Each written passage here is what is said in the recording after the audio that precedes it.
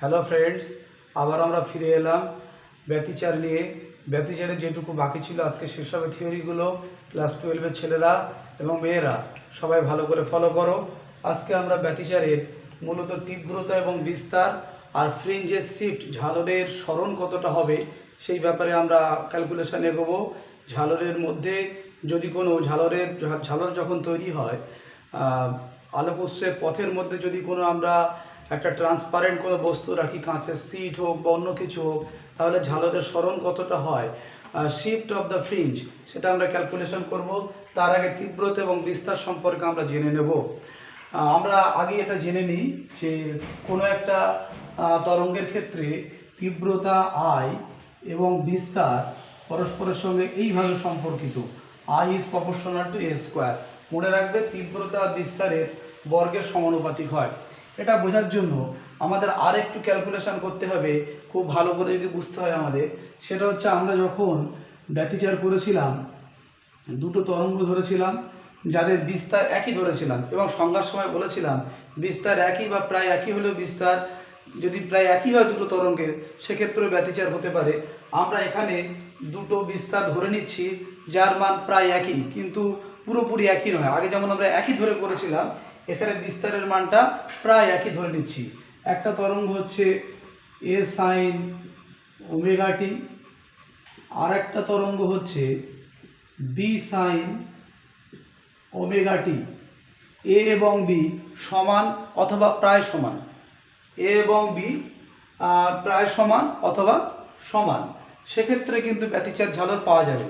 কিন্তু এ আর বির মধ্যে যে পার্থক্য খুব বেশি হয়, তাহলে ব্যতিচার পাওয়া যাবে না। কেন যাবে না, সেটা তোমার এই ম্যাথমেটিক্যাল ডেরিভেশন থেকে বুঝে নিতে হবে।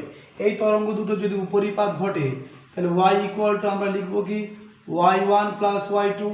এই ক্যালকুলেশনটা যদি আমরা করি, এ সাইন ওমেগা টি প্লাস, এর একটা দশা পার্থক্য ধরে নেবে। সুনির্দিষ্ট দশা পার্থক্য না হলে, সুনির্দিষ্ট যদি দশা পার্থক্য না থাকে, তাহলে তো ব্যতিচার হবে না, আলোকোৎস দুটো কোহেরেন্ট হবে না, সুসংগত হবে না। এ সাইন ওমেগা টি, উপরিপাতের নীতি অনুযায়ী লিখলাম ওমেগা টি প্লাস ফাই। এই ক্যালকুলেশনটা যদি আমরা এগিয়ে নিই, A sine omega T plus, এটাকে আমরা ক্যালকুলেশন করি sine A cos B plus cos A sine B. আমরা এখান থেকে এক কাজ করি, এই যে সাইন ওমেগা টি কমন নিলাম।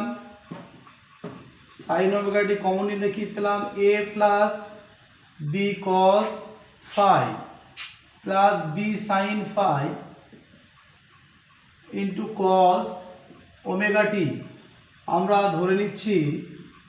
ধরি A plus B cos phi equal to R cos theta এবং B sine phi equal to R sine theta.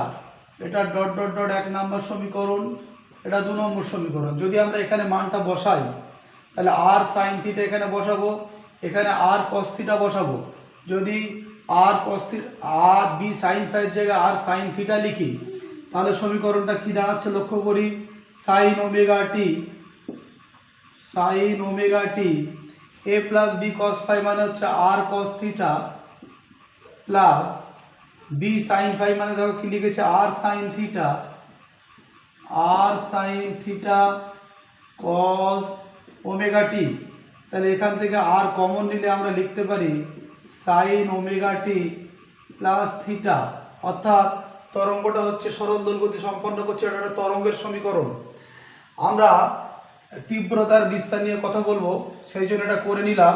1 number 2 নম্বর সমীকরণ বর্গ করে যদি যোগ করি, তাহলে আমরা কি পাবো, R square sine square theta plus R square cos square theta equal to, এটাকে বর্গ করে যোগ করো।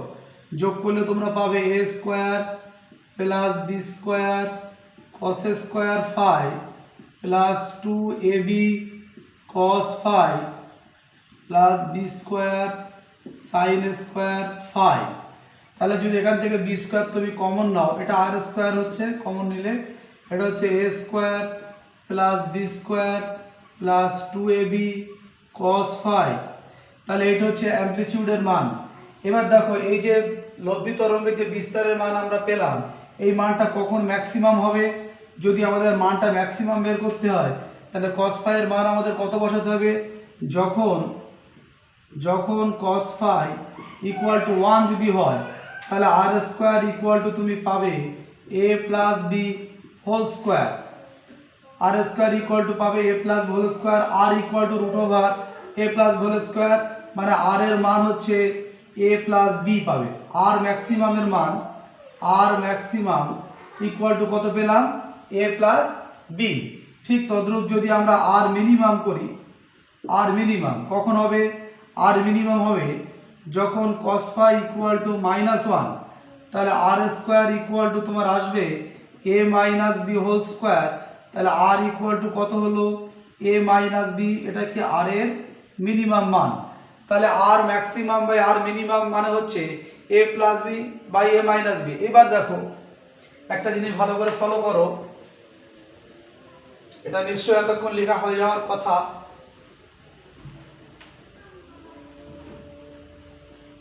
ভালো করে অবজার্ভ করো, যদি আমরা এখান থেকে আই, আমরা জানি আই ইজ প্রপোর্শনাল টু অ্যামপ্লিটিউডের স্কয়ার। এখন এটা তো অ্যামপ্লিটিউড, লব্ধি তরঙ্গের অ্যামপ্লিটিউড বা বিস্তারের মান যদি আর হয় তাহলে আমরা লিখতে পারি I R is proportional to R square. যদি আই আর ম্যাক্সিমাম করি অর্থাৎ ইন্টেন্সিটির ম্যাক্সিমাম করি তাহলে আর এরও কী করবো? ম্যাক্সিমাম। তাহলে I R max equal to I মানে হচ্ছে তীব্রতা, আর মানে হচ্ছে বিস্তার, তাহলে A plus B whole square. তাহলে এটা কত হচ্ছে? এ প্লাস বি তার হোল স্কোয়ার। এখানে একটা ভেদ ধ্রুবক আমরা ইউজ করলাম। ঠিক তদ্রূপ যদি আই আর মিনিমাম করি তাহলে আমরা কি পাবো? কে ইন্টু এ মাইনাস বি হোল স্কোয়ার। কারণ আমরা জানি যে তীব্রতা বিস্তারের বর্গের সমানুপাতিক, বিস্তারটা কত? এ প্লাস বি, তার বর্গের সঙ্গে সমানুপাতিক। সমানুপাতিক চিহ্ন তোলার জন্য কি আনলাম? তাহলে এখান থেকে আমরা আই আর ম্যাক্সিমাম বা আই ম্যাক্সিমাম বলতে পারো, I maximum by I minimum equal to কি পেলে? A plus B whole square by A minus B whole square. অর্থাৎ যদি তীব্রতার সর্বোচ্চ মান এবং তীব্রতার সর্বনিম্ন মান অনুপাত করি তাহলে তরঙ্গ দুটোর আমরা বিস্তারের যোগফলের বর্গ বাই বিয়োগফলের বর্গ করলে আমরা আই ম্যাক্সিমাম এবং আই মিনিমামের মানটা এখান থেকে পেয়ে যাব। এবং আরও একটা জিনিস খেয়াল করো, এটা নিশ্চয় লেখা হয়ে যাওয়ার কথা, ভালো করে। এবার দেখো পরবর্তী শুরু করছি আবার। আই ইজ প্রপোর্শনাল টু আমরা কি বলেছি? অ্যামপ্লিটিউডের স্কোয়ার। এখন দুটো তরঙ্গের উপরিপাত হয়েছিল, একটা তরঙ্গের মনে করো তীব্রতা I1, তাহলে I1 ইজ প্রপোর্শনাল টু, যদি আমরা লিখি এ স্কোয়ার তাহলে তুমি এখান থেকে লিখতে পারো I1 equal to K A square. আবার যদি আর একটা তরঙ্গ যার দুটো তরঙ্গের উপরিপাত হয়েছে, তরঙ্গ দুটোর আমরা তীব্রতা ধরছি I1 আর I2, আর লব্ধি তরঙ্গের তীব্রতা ধরছি I, তাহলে I2 ইজ প্রপোর্শনাল টু আমরা বি ধরেছিলাম এর বিস্তার দ্বিতীয়টার, তাহলে I2 ইকুয়াল টু তুমি কি পাবে? কে ইন্টু বি স্কোয়ার। তাহলে যখন আমরা লব্ধি তরঙ্গের তীব্রতা ধরেছিলাম আই আর এবং তার বিস্তারটা ধরেছিলাম আর, তাহলে আর স্কোয়ার অ্যামপ্লিটিউডের স্কোয়ার করছিল। এটা লব্ধি তরঙ্গের তীব্রতা, এটা তরঙ্গ দুটো তীব্রতা। তাহলে এখান থেকে আমরা পেতে পারি I R equal to K R square. একটা জিনিস খেয়াল রাখবে, ভেদ ধ্রুবক যেন চেঞ্জ না হয়, সব জায়গায় ভেদ ধ্রুবকের মান কে থাকবে। আমরা কিছুক্ষণ আগে দেখো ডেরাইভ করেছি আর স্কোয়ার ইকুয়াল টু কি পেয়েছিলাম বলো? A square plus B square plus 2ab cos phi. এখান থেকে আর স্কোয়ারের মান বসাও, আর স্কোয়ারের মান বসালে তুমি পাবে I R by K equal to, এখান থেকে এ স্কোয়ারের মান বসাও I1 বাই কে, বি স্কোয়ারের মান বসাও I2 বাই কে, এর মান বসাও 2 into root over I1 by K, বির মান হচ্ছে I2 by K into cos phi. তাহলে এখান থেকে আমরা যদি ক্যালকুলেশনটা একটু আগিয়ে নিই, আই আর বাই কে, এটা থাকছে I one by K, I two by K plus two root over I one I two by K, এবং কে গুণ করলে কে স্কোয়ার, বর্গমূল করলে কে কস ফাই। উভয় পক্ষে কে কমন নিয়ে আমরা কেটে দিতে পারি। তাহলে আই আর ইকুয়াল টু আমরা কি পেলাম, I one plus I two plus two root over I one I two cos phi. তাহলে লব্ধি তরঙ্গের তীব্রতার ফর্মুলা হচ্ছে I R equal to I one plus I two plus two root over I one I two cos phi. যখন যদি I আর এর maximum মান বার করতে হয়, আই আর ম্যাক্সিমাম যদি বের করতে হয়, আই আর ম্যাক্সিমাম কখন হবে, যখন কস ফাই এর মান 1 হবে। কস ফাই এর মান যদি 1 হয় তাহলে আই আর ম্যাক্সিমাম হবে, আই আর ম্যাক্সিমামের মান হবে, এটা 1 হয়ে গেলে এটাকে লেখা যাবে root over I one plus I two, তার কি হবে স্কোয়ার। ঠিক একইভাবে আমরা আই মিনিমাম যদি বার করি, আই আর, ভালো করে ফলো করো, আই আর মিনিমাম যদি বার করি তাহলে কি পাবো, root over I one minus root over I two তার হোল স্কোয়ার। কারণ কস ফাই ইকুয়াল টু -1 বসাবো, তো এটাকে বর্গ আকারে প্রকাশ করলে root over I one minus I two তার হোল স্কোয়ার হবে।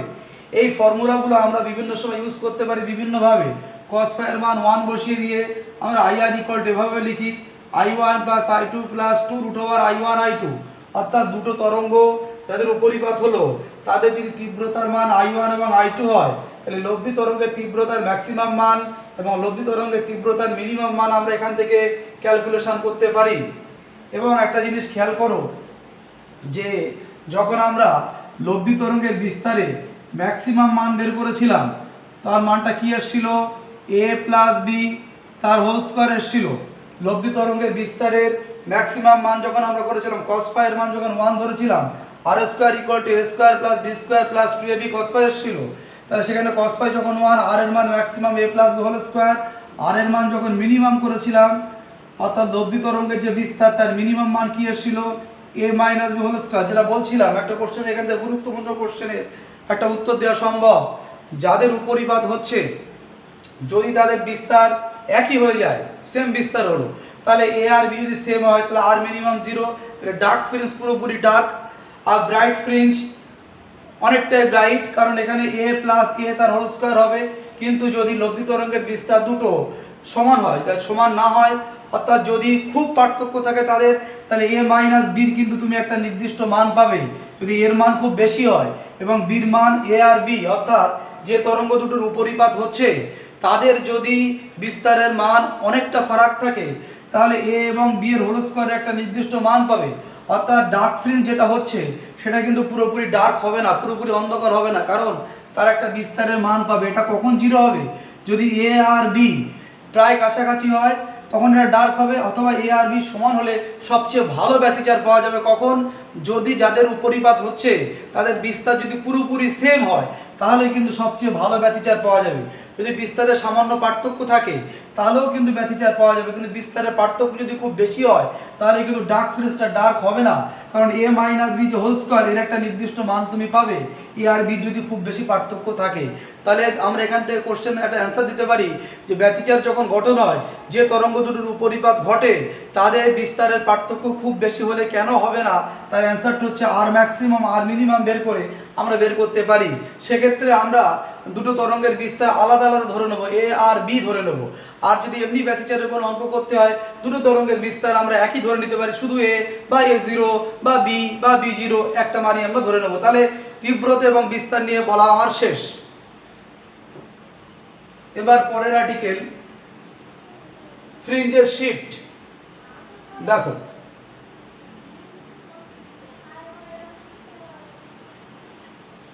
ফ্রিঞ্জ কতটা সরে যায়।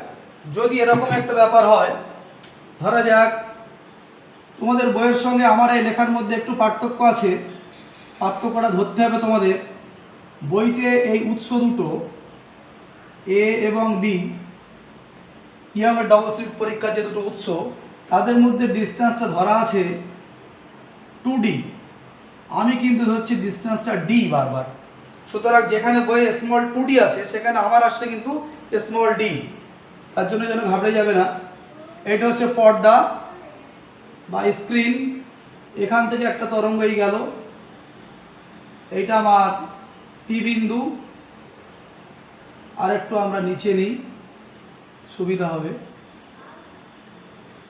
এইটা হচ্ছে পি পয়েন্ট, সুনির্দিষ্ট দশা পার্থক্য নিয়ে এখান থেকে একটা তরঙ্গ গেল এবং এখান থেকে আর একটা তরঙ্গ গেল। এইখানে মনে করো একটা ব্যতিচার ঝালর গঠন করেছে। এখন এটা তাহলে কি আমাদের, এটা হচ্ছে স্ক্রিন আর এটা হচ্ছে উৎস। উৎসদ্বয়ের মধ্যে দূরত্ব হচ্ছে স্মল ডি, আর উৎস থেকে পর্দার দূরত্ব হচ্ছে কত, ক্যাপিটাল ডি। এবার আমরা জানি নর্মালি যদি এপি আর বিপির মধ্যে পথপার্থক্য আমরা হিসাব করি, আমরা এখান থেকে এই যে সেন্টার এর যে মধ্যবিন্দু ডি/2, এখান থেকে এই ডিস্টেন্সটা আমরা ধরে নিয়েছিলাম, নিশ্চয়ই মনে আছে, এক্স। যদি এনতম ফ্রিঞ্জ হয় তাহলে এই ডিস্টেন্সটা আমরা কি ধরে নেবো, এক্স অফ এন। এখন এই পথপার্থক্যের মান এক্ষেত্রে কি এসেছিল আমাদের, আমরা হিসাব করে আগের দিন দেখিয়েছি। যাদের আগের ক্লাসটা ফলো করা হয়নি বা ফলো করলেও যারা ভুলে গেছো, তারা আগের ক্লাসটা আবার ফলো করে নাও। এর পথপার্থক্যের মান, অর্থাৎ পথপার্থক্য হচ্ছে বিপি মাইনাস এপি। বিপিটা নিশ্চয়ই বুঝতে পারছো বড়, বিপি মাইনাস এপির মান এসেছিল X small D by capital D. যদি এনতম ফ্রিঞ্জ হয় তাহলে X of N small D by capital D. এটা হচ্ছে আমাদের পথপার্থক্য। যখন গঠনমূলক ব্যতিচার হয়েছিল, X small D by capital ডির মানটা আমাদের কত হয়েছিল, এন ল্যামডা। আমরা গঠনমূলক ব্যতিচারের শর্ত করেছিলাম পথপার্থক্যের মান কত হতে হবে, এন ল্যামডা। দশাপার্থক্য বার করে আমরা পথপার্থক্য বের করেছিলাম। প্রশ্ন হলো ব্যতিচার ঝালরের সরণ কত হবে, ফ্রিঞ্জের ফ্রিঞ্জ শিফট, ফ্রিঞ্জের কতটা শিফট হবে সেটা আমরা ক্যালকুলেশন করছি। এর মধ্যে আমরা একটা ট্রান্সপারেন্ট কাঁচের স্ল্যাব ঢুকিয়ে দিয়েছি, যার থিকনেস হচ্ছে টি, মানে চওড়াটা টি এবং প্রতিসরাঙ্ক মিউ। যার ফলে এখানে যে ফ্রিঞ্জটা হয়েছিল সেই ফ্রিঞ্জটা কতটা দূরে সরে যাবে। যখন আমরা এটা ঢুকিয়ে দিইনি, এই ট্রান্সপারেন্ট মিডিয়ামটা এখানে যখন না ঢুকেছে, তখন পথপার্থক্যের মান ছিল এত। যদি এটা এনতম ফ্রিঞ্জের জন্য হয় তাহলে X N D by D এর মানটা ছিল কত, এন ল্যামডা। সেক্ষেত্রে আমরা এক্স এন এর মান পেয়েছিলাম N lambda into capital D by small D, এই মানটা পেয়েছিলাম। এটা আমাদের ধরা যাক 1 নম্বর সমীকরণ। অর্থাৎ এখান থেকে এই দূরে ফ্রিঞ্জটা তৈরি হয়েছে। এবার এটা যখন আমরা এখানে দিয়ে দিলাম তখন ফ্রিঞ্জটা একটু সরে যাবে। যেখানে সরে গেল, ধরা যাক এরকম দূরে সরে গেল, এরকম জায়গায় সরে গেল, তাহলে এই যে সরে গেল এই পথটা মনে করো এক্স এন ড্যাশ। তাহলে আমাদের এখান থেকে এই পথটা ক্যালকুলেশন করতে হবে এক্স এন ড্যাশ। যখন এটা ঢুকে গেল সেক্ষেত্রে পথপার্থক্য আমাদের হিসাব করতে হবে। পথপার্থক্য ইকুয়াল টু কী হবে, বিপি মাইনাস কতটা হবে, এই যে থিকনেসটা ঢুকে গেছে এটা আলোর সাপেক্ষে, বায়ুর সাপেক্ষে কতটা পথ, এই পথটা আমরা হিসাব করব। খুব ভালো করে শোনো, এটা হচ্ছে একটা কাঁচ। এখন প্রতিসরাঙ্কের সংজ্ঞা কি, খুব ক্লিয়ার বোঝো। প্রতিসরাঙ্ক মিউ কাকে বলে, শূন্য মাধ্যমে আলোর বেগ, বা যদি এটা কাঁচ হয় তাহলে কাঁচ মাধ্যমে আলোর বেগ। তাহলে কাঁচ মাধ্যমে আলোর বেগ কত হলো, সি বাই মিউ। বেগ কাকে বলে, 1 সেকেন্ডে আলো যে পথ যায়, তাহলে 1 সেকেন্ডে আলো কতটা পথ গেছে, সি বাই মিউ পথ। আলোকে যেতে হবে এখানে কাঁচের মধ্য দিয়ে কতটা পথ, টি পথ। তাহলে সি বাই মিউ পথ, ভালো করে বোঝো, সি বাই মিউ পথ যায় 1 সেকেন্ডে।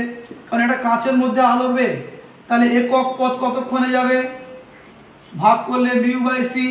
তাহলে যেতে হবে কতটা পথ, টি পথ। তাহলে টি পথ যেতে কতক্ষণ লাগবে, mu T by C second, এতটা সময় লাগবে। এখন প্রশ্ন হলো এতটা সময় ধরে আলো যদি বাতাস দিয়ে যায় তাহলে কতটা পথ যাবে।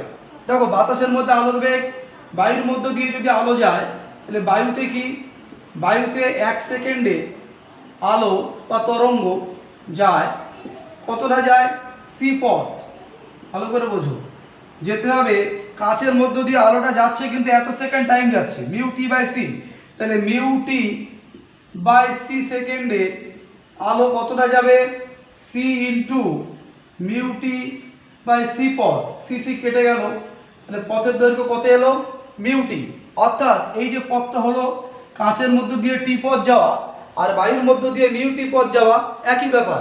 কাঁচের মধ্য দিয়ে টি পথ যেতে এই টাইম লাগে, আর সেই টাইমে যদি আলো বাতাস দিয়ে যায় তাহলে কতটা পথ যাবে মিউটি পথ। অর্থাৎ এখানে যে পথটা ছিল আমার এপি দৈর্ঘ্যের পথ, সেই এপি দৈর্ঘ্যের পথে আরও এক্সট্রা কত মিউটি পথ যোগ হয়েছে।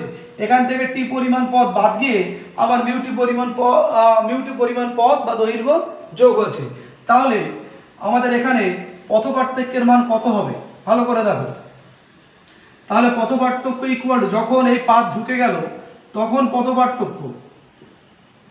পার্থক্য ইকুয়াল টু বিপির মধ্যে কেউ ঢোকেনি, তাহলে বিপি থাকলো মাইনাস এপিটা দেখো কি হচ্ছে, এপি পুরো পথটা ছিল এপি, সেখান থেকে কাঁচের জন্য টি পথটা বাদ দিলাম, তাহলে এটা হচ্ছে বাতাস দিয়ে আলো গেছে, আর কাঁচ দিয়ে যে আলোটা গেছে তার জন্য বাতাসের ইকুইভ্যালেন্ট পথ কতটা হচ্ছে মিউটি পরিমাণ। বোঝা গেল কি না? এপি মাইনাস টি কেন লিখলাম, এপি ছিল টোটাল পথ, সেখান থেকে এই টি পথটা বাদ দিলাম, মানে বাকি পথটা কোথায় বাতাসের পথ, প্লাস এই টি পথটা কোথায় কাঁচের পথ। টি পথ যে কাঁচের পথ সেই টাইমে যদি বাতাস দিয়ে আলো যায় টি টাইম ধরে, টি টাইম যে থিকনেস, টি যে থিকনেস টাইম নয়, টি যে কাঁচের থিকনেস, ওই থিকনেস জুড়ে যখন আলো যাবে কাঁচের মধ্য দিয়ে যে সময় নেবে সেই সময় ধরে যদি বাতাস দিয়ে আলো যায় তাহলে আলো কিন্তু এতটা পথ যাবে, সেই জন্য সেই পথটা এখানে আমরা যোগ করে দিয়েছি। তাহলে এইটা হচ্ছে মোট পথের দৈর্ঘ্য। তাহলে এখান থেকে আমরা ক্যালকুলেশন একটু আগে বাড়িয়ে নিই, বিপি মাইনাস এটা কি হচ্ছে দেখো এপি প্লাস টি যদি কমন নিই তাহলে মিউ মাইনাস 1 ইন্টু টি, অর্থাৎ দাঁড়াচ্ছে বিপি মাইনাস এপি, ভালো করে দেখো BP minus AP minus mu minus 1 into T. BP minus AP এর মানটা কিন্তু এক্স ডি বাই এন, যদি এন তম ফ্রিঞ্জ হয় তাহলে সেটা কত হবে এক্স, এই যে এক্স ডি বাই ডির জায়গায় আমরা লিখবো BP minus AP. BP minus এপির মান কিন্তু এক্স এন, নতুন যে পদটা হলো সেটা হচ্ছে এক্স এন মানে এক্স ডি, আসলে কি X D by D. BP minus AP মানে কত পার্থক্য minus mu minus 1 into T. তাহলে এপি মাইনাস টি, এই পদটা হচ্ছে এপি মাইনাস টি, প্লাস এই পদটা কিন্তু এর মধ্যে দিয়ে যাবে, সেই জন্য এখানে প্লাস করা আছে। তাহলে মানটা কত হলো X small D by capital D, কোথার থেকে লিখলাম বিপি মাইনাস এপির জায়গায়, আর মিউ মাইনাস 1 ইন্টু টি যেমন আছে তেমন থাকলো। তাহলে সেখান থেকে দেখো এইবার যে ফ্রিঞ্জটা হলো সেই ফ্রিঞ্জের ক্ষেত্রে ফ্রিঞ্জের খানিকটা সরণ হবে, যেখানে প্লেটটা ঢুকবে সেই দিকে ফ্রিঞ্জ একটু সরে যাবে, সেই পথে আমরা ক্যালকুলেশন করছি। এই এক্স এর জায়গায় আমরা এন তম ফ্রিঞ্জ ধরেছিলাম, তাহলে এখানে এক্স এন লিখবো, এক্স এন ড্যাশ। তাহলে আমরা ওখানে লিখছি এখন X N dash into D by capital D minus mu minus 1 into T equal to, আমরা গঠনমূলক ব্যতিচার নিয়েই করছি এন ল্যামডা। তাহলে এখান থেকে তুমি X N dash small D by capital D equal to কী পাবে N lambda plus mu minus 1 into T. তাহলে এখান থেকে এক্স এন ড্যাশ মানে ফ্রিঞ্জের নতুন অবস্থান X N dash equal to capital D by small D into N lambda plus mu minus 1 into T. তাহলে ফ্রিঞ্জের সরণ কত এক্স এন ড্যাশ থেকে যদি এক্স এন বাদ দিই, এখান থেকে এই পর্যন্ত দূরত্বকে আমরা এক্স এন ধরে নিলাম, দুটোকে বিয়োগ করলে আমরা কি মান পাবো ফ্রিঞ্জের শিফট অর্থাৎ ঝালরের সরণ। তাহলে ঝালরের সরণ ইকুয়াল টু এই দুটো মানের বিয়োগফল, অর্থাৎ x N dash minus x N, এই মানটা থেকে এই মানটা যদি বিয়োগ করো কমন কি যাচ্ছে ডি বাই ডি, এখানেও দেখো ডি বাই ডি আছে, তাহলে capital D by small D common নিলাম, থাকলো কি এখানে থাকলো এই পদটা N lambda into mu minus 1 into T, আর এখানে থাকলো কত মাইনাস এন ল্যামডা, কারণ এন ল্যামডাই আছে। তাহলে এখান থেকে দেখো এন ল্যামডা কেটে গেল, তাহলে থাকলো কত D by D into mu minus 1 into T. তাহলে এইটা হচ্ছে ঝালরের সরণ। এখানে আমরা বেদের ফর্মুলাটা ঢুকিয়ে দিতে পারি, ঝালরের বেদ ফ্রিঞ্জের উইডথ আমরা বের করেছিলাম, বিটা দিয়ে, সেটা এখানে আমরা ঢুকিয়েও দিতে পারি। আসলে ঝালরের সরণটা হচ্ছে D by D into mu minus one into T. তাহলে তোমরা নিশ্চয়ই এখান থেকে ঝালরের বেদ আমরা বের করেছিলাম কি করে, আমরা সেই পথ পার্থক্য দিয়েই বের করেছিলাম। এখান থেকে আমরা ঝালরের বেদ বের করে নিতে পারি। যদি ঝালরের বেদ কারোর মনে না থাকে, পথ পার্থক্য X D by capital D বের করতে পারলে এখান থেকে এক্স এন এটা লিখে, দেখো আমি ঝালরের বেদ যদি কারোর মনে না থাকে তাহলে আমি আরেকবার একটু দেখিয়ে দিচ্ছি। পথ পার্থক্যের মান X small D by capital D, X small D by capital D equal to মনে করে এন ল্যামডা। আমরা ব্রাইট ফ্রিঞ্জ দিয়ে করছি, ধরা যাক এন তম ফ্রিঞ্জ, তাহলে এন এরকম লিখলাম। যদি এন মাইনাস ওয়ান তম ফ্রিঞ্জ, এখান থেকে আমরা এক কাজ করি, এক্স এন বের করে নিই। X N equal to capital D by small D into N lambda.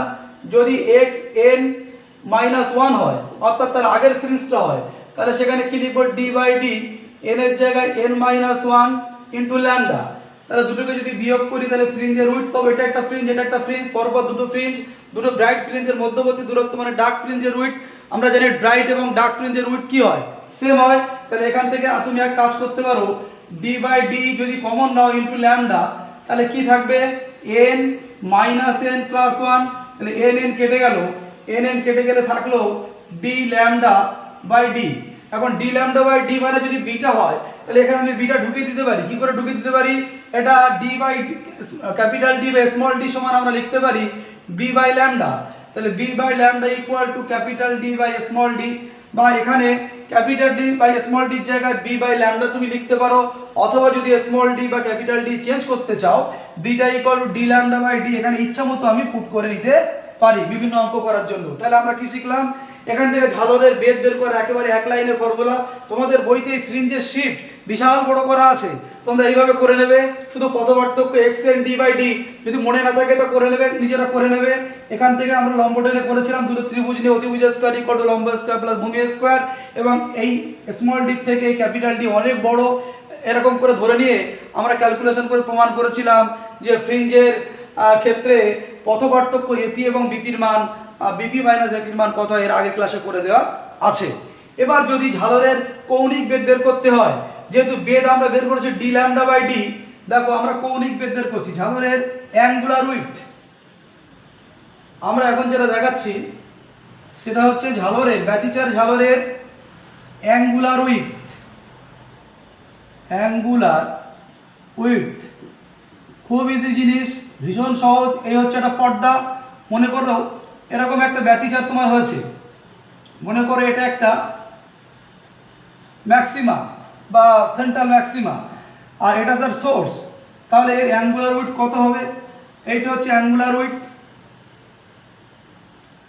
এখান থেকে এইটা হচ্ছে কি, এখান থেকে এরকম করে যোগ করে নেবে, এটা যোগ করে নেবে, এইটা হচ্ছে অ্যাঙ্গুলার উইডথ থিটা।